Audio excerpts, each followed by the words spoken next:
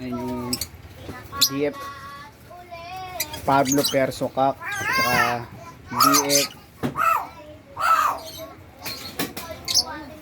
Perso White Collar Hen. May inakay sila ngayon. Tapos ito naman yung Opaline.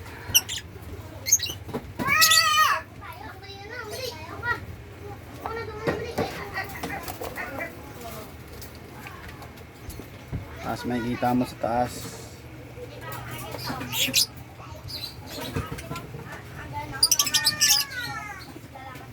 ito naman, ito yung follow pack, tsaka yung Pablo Ewing Torch Opaline.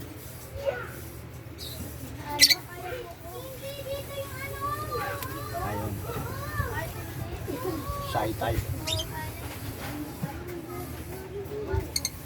green opa, saka follow Ewing cup. Bisa naman Torch TV saka DJF Bio. Naman yung Belgium Lane White Collar Cock, tsaka wild type hen. Nag-aakot na uli, nesting yan. Yan naman yung pied,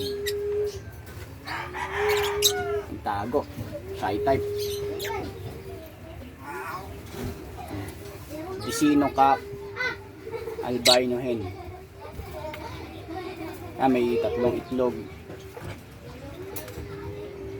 Tapos dito yung DF Bio Fisher tsaka Pablo Cobalt Split Opaline Cock. Ito yung pinapamatured. Yung dalawa dyan pares na ng Pablo split opa yung cock. Tapos ito yung aking kakatin na hinahanapan ko pa ng pares. Sabi na may-ari, cock daw. Ayan, napag-isda nung mga materialis. Poging-pogi, oh. Aroy, shy type pa sa camera. Pag nag-molting to, sigurado mas kakapal pa yung long hair niya ito, at saka yung bib niya, na yellow bib niya sa lagpas na sa baba. Ito yung yung magpares na may inakay ngayon. Yan, nesting sila ng malunggay. Nag-aakot pa rin kahit may inakay na. Ang maganda sa kanila yung malunggay. Vitamins na rin nila yun. Ito yung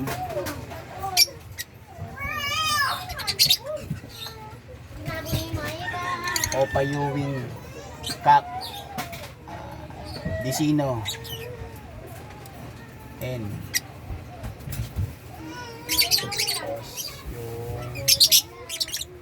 Ayan yung pal. Ay, lumabas na yung yung Dalmatian color.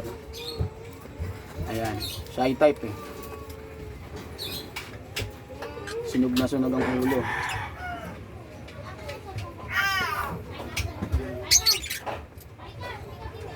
Diba? Hindi lang pang pamilya, pang sport pa.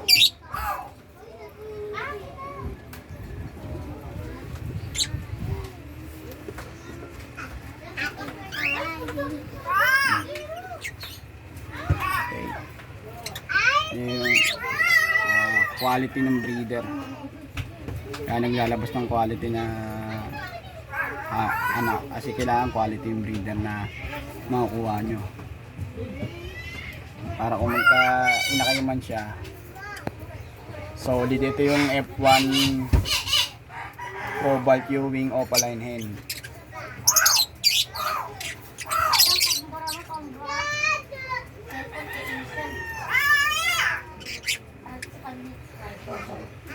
siya. Ito, mga shy type. Tayo sa Disino. Ayan. May 3 itlog. Ayan.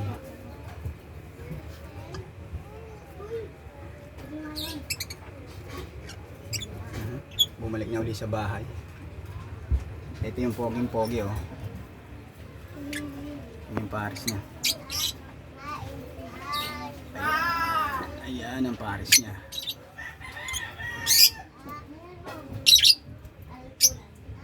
Okay. Sige, balik tayo dito sa mga nakalinyada.